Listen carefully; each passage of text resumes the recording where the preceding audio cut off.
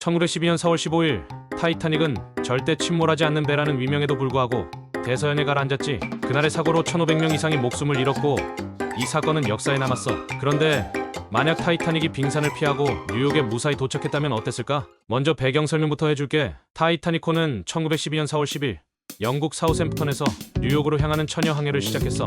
당시 화이트 스타 라인이 야심차게 건조한 타이타닉은 46,000톤급의 거대한 여객선으로 길이가 269m에 달했고 그 크기와 속도 그리고 무엇보다 최첨단 안전 설비 덕에 침몰하지 않는 배로 불렸지. 타이타닉은 1,500명 이상의 승객을 실었고 그 중에는 당대 세계에서 가장 부유한 사람들과 미국으로 향하는 이민자들이 함께 타고 있었어.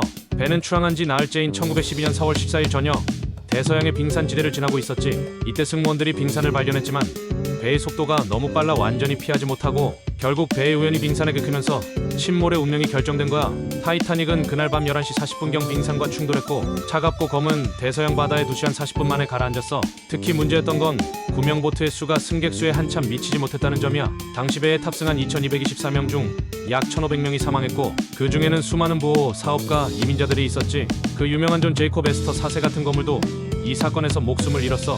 이 사건은 전 세계에 큰 충격을 줬고 이후 국제적으로 해운업계 안전 규정이 대대적으로 개혁되는 계기가 되었지. 그런데 만약 이 모든 게 일어나지 않았다면, 만약 타이타닉이 그 빙산을 피했거나 충돌했더라도 침몰하지 않고 살아남았다 어땠을까? 가상 시나리오 첫 번째, 세계 최고의 부자 존 제이콥 에스터 4세의 생존.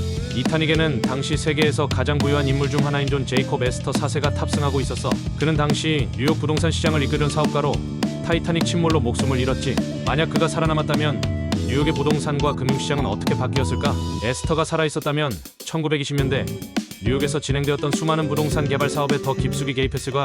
에스터는 당대 뉴욕의 고층 빌딩 개발을 주도하던 인물이었고 만약 그가 살아서 1930년대까지 활동했다면 뉴욕의 스카이라인이 더 빨리 변화했을 거야. 특히 그는 뉴욕의 부동산뿐만 아니라 국제 금융시장에도 손을 뻗치고 있었는데 대공황 전후로 금융계에 대한 그의 영향력은 뉴욕 금융가의 구도를 바꿔놓았을 수 있지. 에스터가 부동산 제국을 더 확장했다면 오늘날 우리가 아는 뉴욕의 금융중심가와 상업지구는 완전히 다른 모습이었을지도 몰라. 건축 사업에 엄청난 자금을 투자하고 유럽과 미국 사이의 금융 연결고리를 더욱 강화했을 테니까. 가상 시나리오 두 번째, 해양 규제의 미비. 타이타닉이 침몰하면서 1,500명이 넘는 사망자가 발생했고 이 사건은 국제적으로 해양 안전 기준을 대폭 강화하는 계기가 되었어. 타이타닉 사고 이후 1914년 국제해양안전협약이 체결되면서 구명보트의 의무 탑재량, 무선 통신의 상시 유지, 그리고 선박의 안전점검 절차가 엄격해졌지. 하지만 타이타닉이 침몰하지 않았다면 이런 변화는 크게 늦춰졌을 거야. 당시 대형 여객선들이 계속해서 구식 안전 기준을 따랐을 가능성이 높아.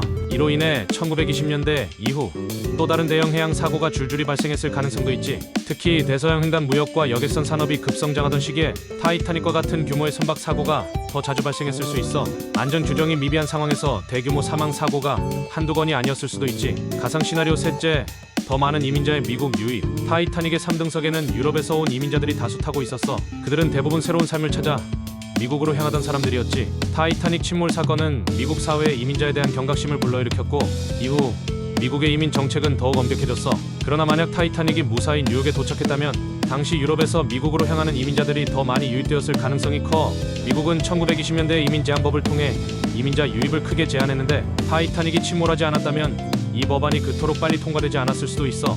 만약 그랬다면 유럽 출신의 이민자들이 더 많이 미국에 정착하면서 노동시장과 사회구조에 큰 변화를 일으켰을 거야. 특히 대공황 직전 이민자 노동력이 미국 경제에 더 많은 영향을 미쳤을 수 있고 노동조합 운동이 더 활발해지며 미국 사회의 정치적 역학도 크게 변했을 가능성이 크지. 하지만 가장 중요한 사실은 타이타닉이 무사했다면 해운업계는 훨씬 더 크고 더 빠른 여객선을 경쟁적으로 제작했을 거라는 거야. 안전 문제는 뒤로 밀렸고 이런 흐름 속에서 더 큰 해양 사고가 이어졌겠지. 타이타닉 사건 이후에도 1915년에 루시타니아가 독일 잠수함에 격침되면서 1,198명이 사망했어. 이러한 사건들이 쌓이면서 국제해사 기구는 더 많은 규제를 신설해 사고를 방지했지만 타이타닉이 침몰하지 않았다면 이러한 규제는 방치된 상태로 놓여져 있을 거야.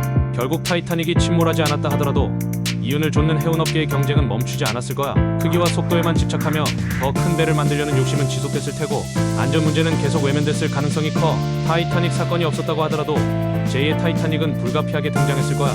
결국 해운 회사들은 더 많은 수익을 위해 더 위험한 항해를 반복했을 거고 또 다른 비극적인 사고가 발생했겠지. 그때서야 인류는 다시금 안전의 중요성을 깨닫고 규제를 강화했을 가능성이 크지. 오늘 영상 봐줘서 고마워. 더 좋은 콘텐츠로 돌아올게. 구독과 좋아요 부탁해. 그럼 안녕.